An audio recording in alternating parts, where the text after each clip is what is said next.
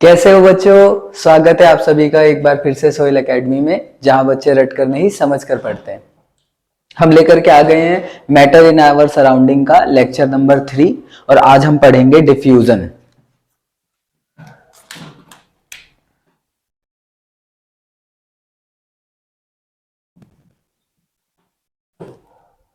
तो बच्चों, आपने देखा होगा कि जब हम किसी रूम के अंदर रूम फ्रेशनर स्प्रे करते हैं तो आप देखोगे कि रूम में जो उसकी फ्रेगनेंस है वो चारों तरफ फैल जाती है। ठीक है, जल्दी से उसमें सारे रूम में क्या होता है कि उसकी फ्रेगनेंस जो है वो फैल जाती है। एक और एग्जांपल देख सकते हैं हम कि अगर हम पानी के अंदर एक दो ड्रॉप इंक की डालते हैं तो आप क्या देखते हो कि धीरे धीरे वो जो इंक है वो उसके अंदर घुलने लगती है, डिसॉल्व होने लगती है खुद ब खुद, हमें उसको डिसॉल्व नहीं करना पड़ता। ऐसे ही रूम में जो खुशबू है वो भी अपने आप उसमें फैल जाती है। तो डिफ्यूजन को डिफाइन कैसे करते हैं? तो डिफ्यूजन को डिफाइन करते हैं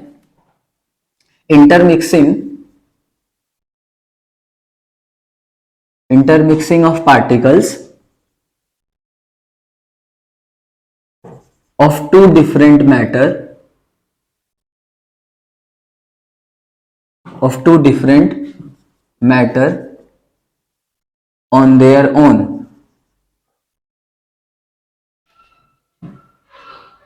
is known as diffusion।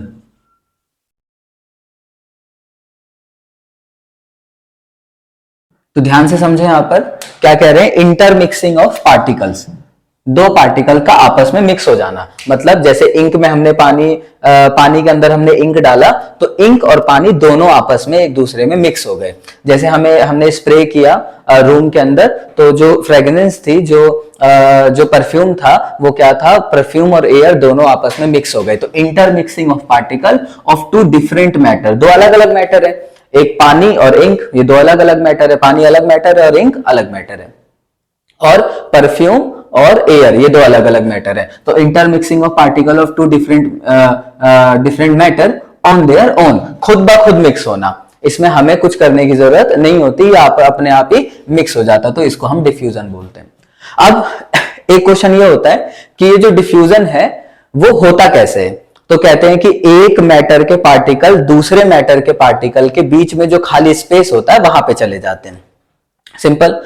इससे पहले हमारे दो लेक्चर है मैटर इन आवर सराउंडिंग के, तो अगर आपने वो दोनों लेक्चर नहीं देखे तो पहले आप वो दोनों लेक्चर देखो और उसके बाद फिर आप ये लेक्चर देखो, सीरीज में पढ़ो तो आपको ज्यादा अच्छे से समझ में आएगा।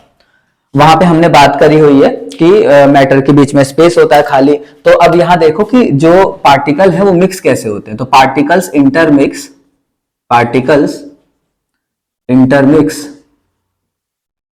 With each other with each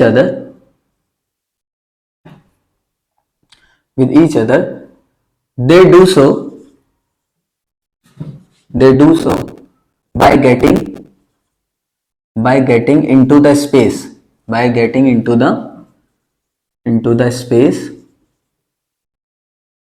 between the particle,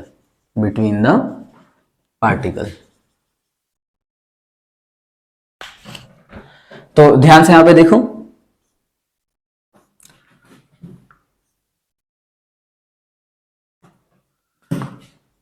ये वाटर के पार्टिकल्स बना रहा हूं, ये वाटर्स के पार्टिकल हैं।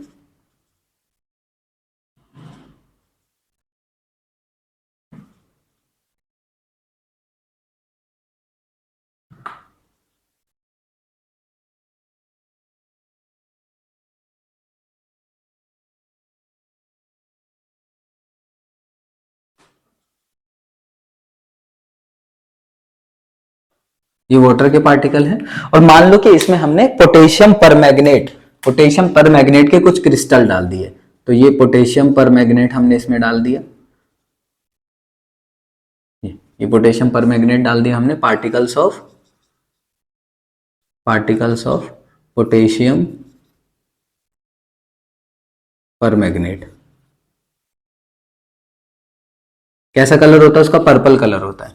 ठीक है, पर्पल कलर होता है। और ये क्या है? हमारे वाटर के पार्टिकल हैं, ये पार्टिकल्स ऑफ वाटर। ठीक है, ये पार्टिकल ऑफ वाटर है। अब धीरे धीरे क्या होगा, ये फर्स्ट फिगर है, धीरे धीरे क्या होगा, ये जो पार्टिकल है ये अपने आप ही क्या होंगे, इसके अंदर फैलेंगे और इक्वली हर जगह डिस्ट्रीब्यूट हो जाएंगे।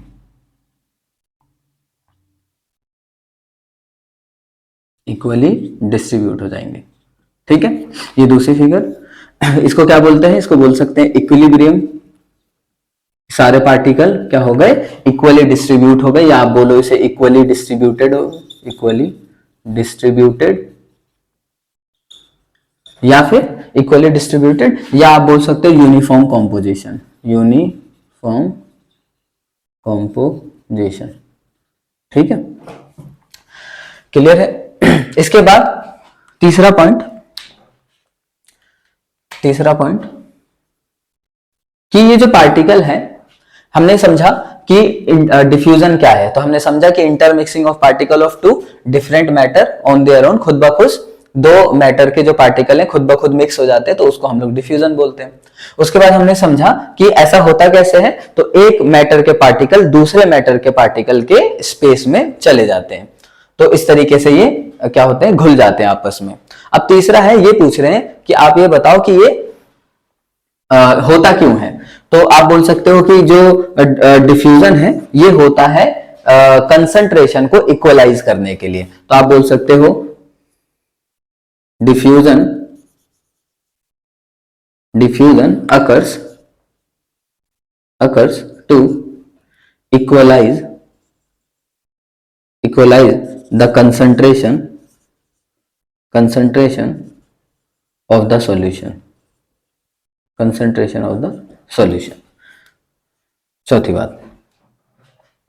चौथी बात, अब आपसे पूछेंगे कि जो डिफ्यूजन है वो कहां से कहां तक होता है, कहां से कहां होता है, तो आप जरा इसको ध्यान से समझना कि मान लो ये हमने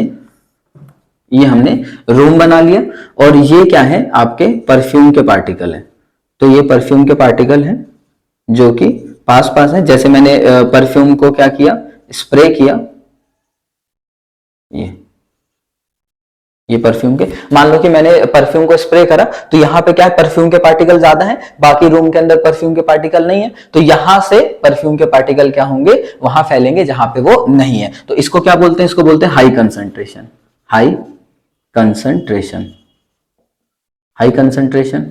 ठीक है, तो यहां से पार्टिकल धीरे धीरे इस तरीके से आगे की तरफ फैलेंगे जहां पर उनकी कंसंट्रेशन कम है, तो इसे बोलेंगे लो कंसंट्रेशन। ठीक है, तो क्या लिखेंगे कि diffusion take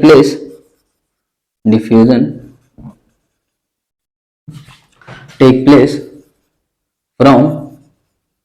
from high solute concentration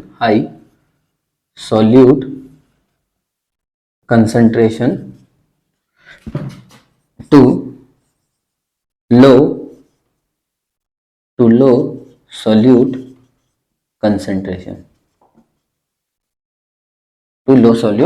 concentration, high solute concentration, जहां पर पार्टिकल ज्यादा है, जैसे कि यहां पर देखो, यहां पर पोटेशियम परमैंगनेट के क्या है, पार्टिकल ज्यादा है, तो कहां फैल रहे हैं, जहां पे पार्टिकल नहीं है उसके। ठीक है, और कब तक फैलेंगे, जब तक सॉल्यूशन क्या ना हो जाए, इक्विलिब्रियम तक रीच ना हो जाए, तो यहां लिख सकते हैं कि diffusion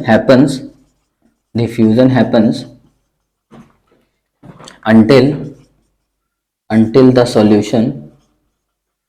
the solution reaches to the equilibrium। Equilibrium का मतलब समझ में आ गया होगा, इक्विलिब्रियम का मतलब है कि जब तक पार्टिकल सारे जगह इक्वली डिस्ट्रीब्यूट ना हो जाए, इक्वली डिस्ट्रीब्यूट ना हो जाए। ठीक है, तो पहले हमने समझा कि इंटरमिक्सिंग ऑफ पार्टिकल, दो अलग अलग मीडियम के पार्टिकल आपस में मिक्स हो जाते हैं, तो उसको बोलते हैं हम लोग डिफ्यूजन खुद ब खुद। उसके बाद हमने समझा कि ऐसा होता कैसे है, तो ऐसा होता है कि एक मैटर के पार्टिकल दूसरे मैटर के पार्टिकल के बीच में चले जाते हैं। अब बोलेंगे कि ये जो डिफ्यूजन है वो क्यों होता है, तो डिफ्यूजन होता है कंसंट्रेशन को इक्वलाइज करने के लिए। चौथी बात बोलेंगे कहां से कहां तक होता है, तो आप बोलोगे हाई कंसंट्रेशन से लो कंसंट्रेशन तक, और फिर पूछेंगे कब तक होता है, तो आप बोलोगे जब तक इक्विलिब्रियम रीच ना हो जाए, जब तक इक्विलिब्रियम ना आ जाए। सिक्स्थ पॉइंट, ठीक है, फिफ्थ पॉइंट हो गया, सिक्स्थ है ये। तो अब जरा ये समझो कि जब हम स्प्रे करते हैं, जब हम पार्टिकल को स्प्रे करते हैं तो आप ये बताओ, जैसे मैंने परफ्यूम को स्प्रे करा तो क्या हमें कुछ करना पड़ता है उसको फैलाने के लिए? है ना, हमें कुछ भी नहीं करना पड़ता, खुद ब खुद वो फैल जाता है। जैसे हमने इंक डाला उसके अंदर, पानी के अंदर, तो पानी के अंदर इंक अपने आप घुल जाता है। परफ्यूम हमने स्प्रे करा या रूम फ्रेशनर स्प्रे करा तो वो अपने आप ही फैल जाता है। ठीक है, हमें उसमें कुछ करने की जरूरत नहीं होती। तो इस तरीके के ट्रांसपोर्ट को, क्योंकि एक पार्टिकल यहां से दूसरी जगह जा रहा है, पार्टिकल इधर से उधर जा रहा है, तो ट्रांसपोर्ट बोलेंगे। तो इस तरीके के ट्रांसपोर्ट को हम लोग पैसिव ट्रांसपोर्ट बोलते हैं। क्या बोलते हैं? Passive transport. तो कहेंगे it does not required, it does not required energy, it does not required energy, so it is called, it is called passive, passive transport, passive transport। जरा ध्यान से समझना, ये पैसिव और एक्टिव, एक्टिव और passive word समझना। जैसे हमें कुछ वर्क करना पड़ रहा है, हमें यहां से किसी चीज को वहां तक ले जाना पड़ रहा है, तो उसमें हमारी इन्वॉल्वमेंट है, हमारी एनर्जी यूज हो रही है, तो उसको बोलेंगे एक्टिव ट्रांसपोर्ट। हाँ, और जिसमें हमारी कोई एनर्जी नहीं लग रही उसे बोलेंगे पैसिव ट्रांसपोर्ट। जैसे इन रियल लाइफ मान लो कि हम वर्क करते हैं, तो उसके बदले में हमें मनी मिलता है, उसके बदले में हम कोई वैल्यू देते हैं तो हमें बदले में मनी मिलता है, हम वर्क कर रहे हैं। तो ये हमारा एक्टिव ट्रांसपोर्ट, एक्टिव पार्टिसिपेशन हो गया। आप वर्क करोगे, आप एम्प्लॉय हो, आप सेल्फ एम्प्लॉयड हो या बिजनेसमैन हो, आप वर्क कर रहे हो और आपको क्या मिल रहा है? पैसा मिल रहा है। तो ये हो गया एक्टिव, एक्टिव इनकम। हाँ, और अगर आप का क्या कहते हैं, आपके पास मनी है, आपके पास पैसे हैं और आपने किसी और को दे दिए अपने पैसे, उसने वर्क किया और उसने वर्क करने के बाद आपको क्या किया? पैसे रिटर्न करे, तो आपकी वहां पे कोई इन्वॉल्वमेंट नहीं थी, आपने पैसा दे दिया, आपको कोई वर्क नहीं करना पड़ा, तो ऐसी इनकम को बोलते हैं पैसिव इनकम। तो ये वर्ड समझाने के लिए मैंने आपको बताया कि एक्टिव और पैसिव। तो पैसिव का मतलब जहां पे हमें हमारी कोई एनर्जी नहीं लग रही, तो डिफ्यूजन में कोई एनर्जी नहीं लगती, अपने आप पार्टिकल एक जगह से दूसरी जगह फैल जाता है, तो उसको बोलते हैं हम लोग पैसिव ट्रांसपोर्ट। सिंपल सी बात। सातवां पॉइंट है कि जो पार्टिकल, जो डिफ्यूजन है, डिफ्यूजन का जो रेट है, डिफ्यूजन होने का जो अगर रेट बोले, जो उसकी दर है, तो वो जो होती है वो सब में डिफरेंट डिफरेंट होती है, अलग अलग। जैसे अगर हमने रूम में परफ्यूम को स्प्रे किया तो रूम में परफ्यूम जल्दी फैल जाता है, वहीं पर अगर इंक डालोगे पानी के अंदर तो वो अपने आप धीरे धीरे धीरे धीरे घुलेगा। तो अगर बोले डिफ्यूजन इन लिक्विड जो है वो स्लो है और गैसेस का डिफ्यूजन जो है वो फास्ट है, गैसेस जल्दी घुल जाती हैं। तो जैसे और कोई खुशबू आ रही है या खाना बन रहा है, तो जो हॉट सिजलिंग फूड खाना है, एक क्वेश्चन है हॉट सिजलिंग फूड का, तो ऐसे अगर खाना बन रहा है, गर्मा गर्म खाना है, तो उसकी जो खुशबू है वो दूर तक फैल जाती है, जल्दी फैल जाती है। ठीक है, तो रेट ऑफ डिफ्यूजन जो है डिफरेंट है, rate of diffusion, rate of diffusion, rate of diffusion is different, is different in different medium, different in different medium. जो रेट है डिफ्यूजन का वो अलग अलग होता है सब में। ठीक है ना, जैसे गैसेस में डिफ्यूजन जो है वो जल्दी हो जाता है, तो कम समय लगेगा तो रेट ज्यादा होगा, है ना, कम समय लगेगा तो रेट ज्यादा, और ज्यादा समय लगेगा तो रेट कम। तो गैसेस में जो होता है कम समय लगता है, तो उसका डिफ्यूजन जो रेट है वो बहुत ज्यादा है। ठीक है, आठवां पॉइंट, जो रेट ऑफ डिफ्यूजन है वो टेम्परेचर के साथ बढ़ता है। जैसे जैसे आप टेम्परेचर बढ़ाओगे तो आप देखोगे कि जो डिफ्यूजन है वो जल्दी हो जाता है। जैसे आप अगर क्या करो, इंक को पानी में घोलो, एक गिलास में आप गर्म पानी लो और एक गिलास में आप ठंडा पानी लो। तो एक गिलास में जब गर्म पानी लेंगे और एक गिलास में ठंडा पानी लेंगे तो आप देखोगे कि गर्म पानी में जो इंक है वो जल्दी घुल गई, फटाफट घुल गई, और वहीं ठंडे पानी में जो इंक है उसको घुलने में थोड़ा सा टाइम लगेगा।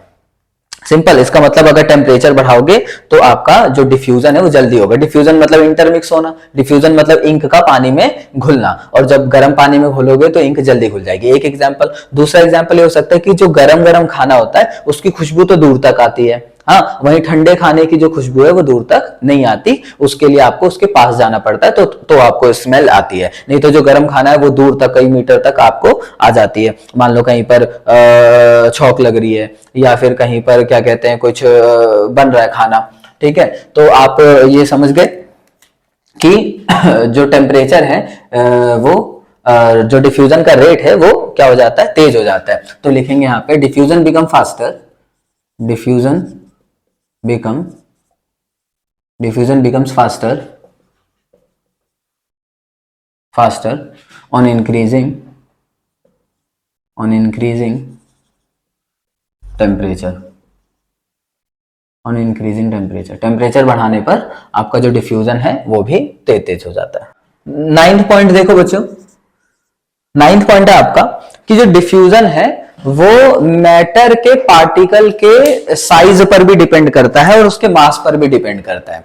जैसे एग्जांपल के तौर पर आप समझो कि अगर हम 2 ग्लास लेते हैं और एक ग्लास में हम इंक घोलते हैं और एक ग्लास में हम शहद को घोलते हैं, हनी को, ठीक है, शहद को घोलते हैं, तो आप देखोगे कि इंक जो है वो जल्दी घुल जाती है, वहीं शहद जो है थोड़ा टाइम लेता है। तो इसके पीछे का कारण क्या है कि इंक के जो पार्टिकल हैं उनका साइज छोटा है, उनका मास कम है और उसकी विस्कोसिटी भी कम है, टेंडेंसी टू फ्लो, ठीक है। और वहीं पर कह सकते हैं कि जो आपका क्या है शहद है, जो आपका शहद है उसकी जो विस्कोसिटी भी ज्यादा है, उसके पार्टिकल का साइज भी ज्यादा है और उसका मास भी ज्यादा है, तो उसको घुलने में थोड़ा ज्यादा समय लगता है, ठीक है। तो आप बोल सकते हो कि rate of diffusion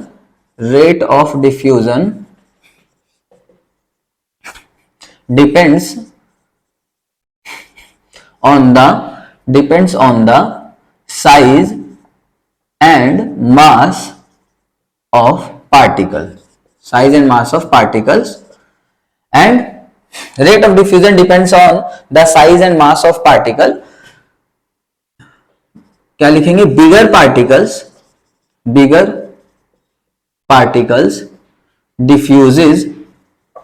diffuses slower than lighter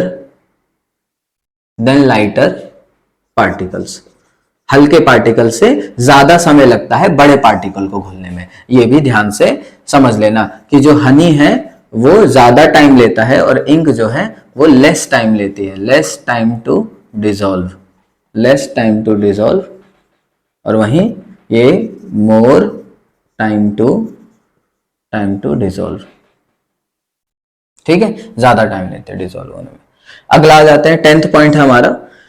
अब देखते हैं कि डिफ्यूजन जो है वो सिर्फ ऐसा नहीं कि गैसेस में या लिक्विड, तो ये 3 तरीके से है। सबसे पहले देखते हैं कि गैसेस का में डिफ्यूजन, तो diffusion in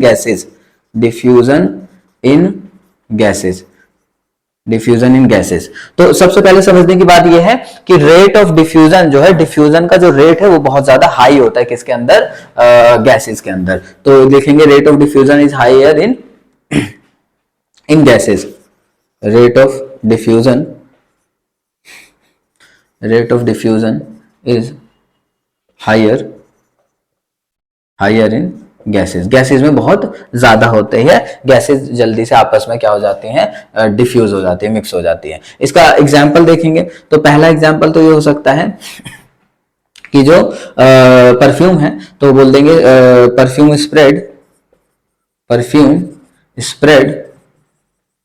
spread quickly throughout the room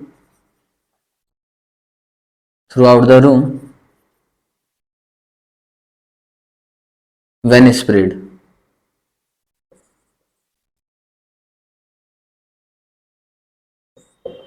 जब स्प्रे करते हैं तो वो परफ्यूम जो है वो जल्दी से क्या होता है, उसके अंदर फैल जाता है। दूसरा एग्जांपल हो सकता है कि हॉट सिजलिंग फूड, ठीक है, स्मेल ऑफ हॉट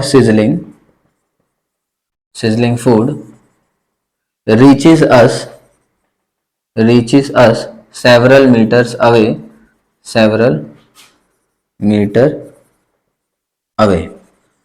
ठीक है। और तीसरा इंपॉर्टेंट है, जो एलपीजी गैस है जब उसका लीकेज होता है तो लीकेज ऑफ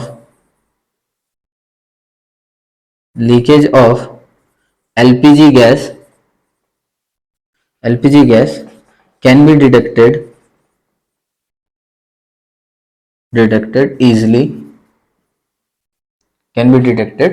easily। अच्छा, एक समझने वाली बात यह है कि एलपीजी जो गैस है उसमें कोई स्मेल नहीं होती, नो स्मेल, इसमें कोई स्मेल नहीं होती।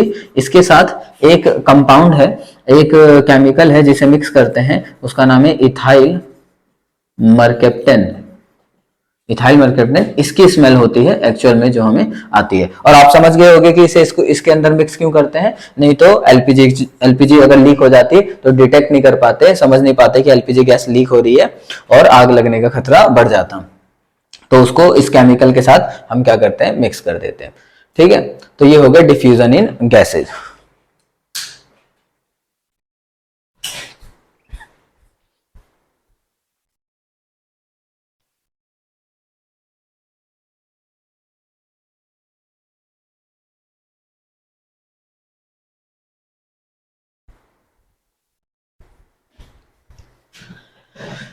चलिए आगे देखते हैं।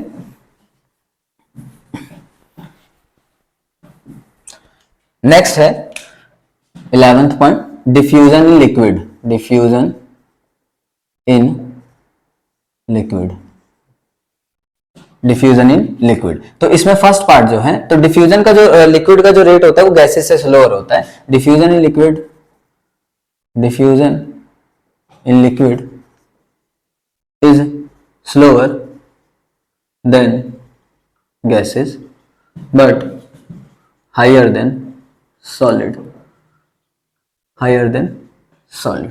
ठीक है, इसमें फर्स्ट आता है आपका लिक्विड इन लिक्विड, या हाँ लिख सकते हैं liquid in liquid, liquid in liquid, liquid का लिक्विड में घुलना। जैसे इंक को हमने क्या करा, ink in water, ink in water, ये इसका एग्जांपल है। इंक को हमने, क्योंकि इंक क्या है, वो भी लिक्विड है और वाटर भी लिक्विड है। दूसरा solid in liquid, solid in liquid, तो इसमें क्या कर सकते हो, पोटेशियम पर मैग्नेट, पोटेशियम, पोटेशियम पर मैग्नेट, पोटेशियम पर मैग्नेट फॉर्मूला होता है KMnO4। इसको हम पोटेशियम पर मैग्नेट इन वाटर, पानी में घोल दो। पोटेशियम पर मैग्नेट सॉलिड है और वाटर क्या आपका, वाटर क्या आपका लिक्विड है। ठीक है, तो सॉलिड को लिक्विड में घोल रहे हैं, तो एग्जांपल पूछ सकता है कि give an example of diffusion of solid in liquid, तो आप ये एग्जांपल दे दोगे। तीसरा, तीसरा गैसेज इन लिक्विड, ये इंपॉर्टेंट है, सवाल पूछा जा सकता है कि गैसेज इन लिक्विड बताओ डिफ्यूजन का, तो आप बोलोगे कि ऑक्सीजन और कार्बन डाइऑक्साइड, ऑक्सीजन और कार्बन डाइऑक्साइड वाटर में डिसॉल्व हो जाते हैं, क्योंकि एक्वेटिक एनिमल, जो पानी में रहने वाले जीव हैं, उनको ऑक्सीजन और कार्बन डाइऑक्साइड की जरूरत होती है। जो ऑर्गेनिज्म है, जो एनिमल्स हैं, उनको ऑक्सीजन की जरूरत होती है, और जो प्लांट्स हैं, एक्वेटिक प्लांट, उनको कार्बन डाइऑक्साइड की जरूरत होती है। तो हम बोलेंगे oxygen and carbon dioxide, carbon dioxide diffuses in water from atmosphere and are used by aquatic organisms। जो पानी में रहने वाले जो जीव हैं, जीव जंतु पौधे जो हैं, वो इन गैसेस का इस्तेमाल करते हैं, जो पानी में घुल जाती है। ठीक है, पानी के अंदर डिफ्यूज हो जाती है ऑक्सीजन और CO2, कार्बन डाइऑक्साइड और ऑक्सीजन इसके अंदर डिफ्यूज हो जाती है वाटर के अंदर धीरे धीरे। 12th पॉइंट है आपका diffusion of solid, diffusion of solid. 12th point नहीं, इसी का बना सकते हैं, नहीं बना लो, डिफ्यूजन ऑफ सॉलिड। अब जरा ध्यान से समझना, डिफ्यूजन ऑफ सॉलिड जो है ये एक्सट्रीमली स्लो प्रोसेस है, बहुत ज्यादा स्लो प्रोसेस है, इतना ज्यादा स्लो प्रोसेस है कि कुछ लोगों का मानना है कि ये डिफ्यूजन होता ही नहीं है। लेकिन फिर भी अगर हम बहुत लंबे समय के लिए क्या करें, देखें, लंबे समय से देखें, तो सॉलिड का सॉलिड में डिफ्यूजन भी होता है। तो जरा इसका समझते हैं, यहां लिख लेते हैं पहले, diffusion of solid, diffusion of solids is extremely slow process, बहुत ज्यादा स्लो प्रोसेस है। तो इसका एग्जाम्पल क्या हो सकता है इसका एग्जाम्पल, पहला एग्जाम्पल हो सकता है इसका कि when we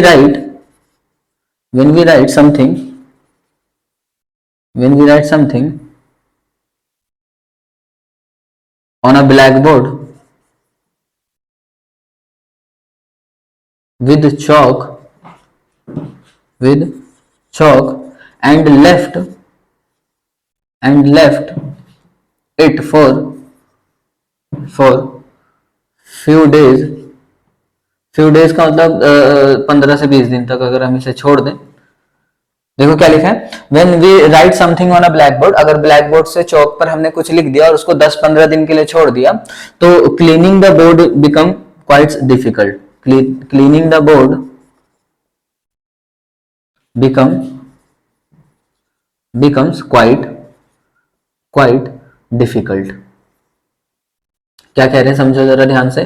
कह रहे हैं कि अगर ब्लैक बोर्ड पे चौक से कुछ लिख करके 15-20 दिन के लिए छोड़ दिया और उसके बाद उसको मिटाने की कोशिश करते हैं तो बहुत मेहनत लगती है। ऐसा इसलिए होता है, this happens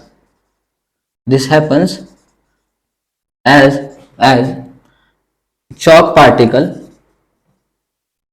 particles diffused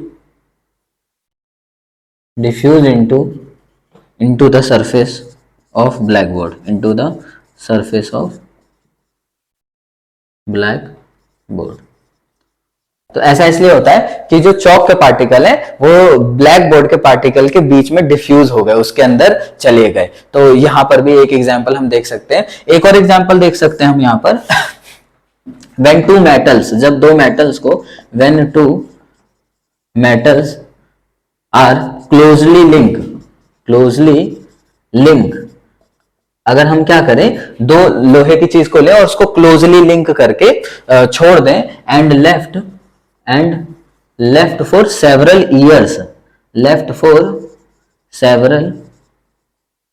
years, कुछ सालों तक अगर हम उसे छोड़ दें, then particle of one metal diffuse into the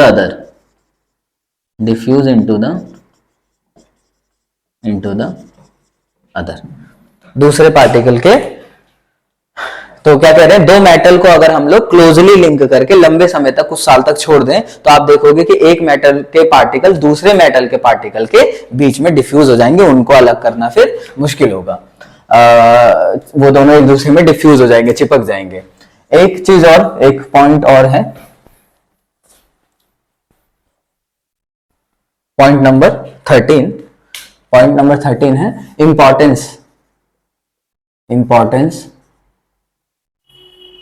importance of diffusion in daily life. Daily life में डिफ्यूजन का क्या इंपॉर्टेंस है। तो पहला इसका इंपॉर्टेंस क्या है,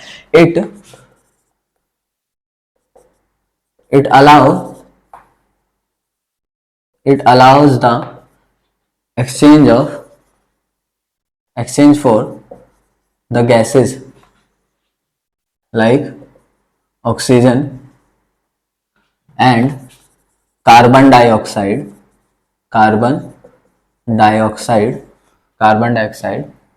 in a respiratory system। तो कह रहे हैं हमारे रेस्पिरेटरी सिस्टम में ऑक्सीजन और कार्बन डाइऑक्साइड का जो एक्सचेंज होता है वो डिफ्यूजन के माध्यम से ही होता है। दूसरा एग्जांपल क्या है, इट enables the transport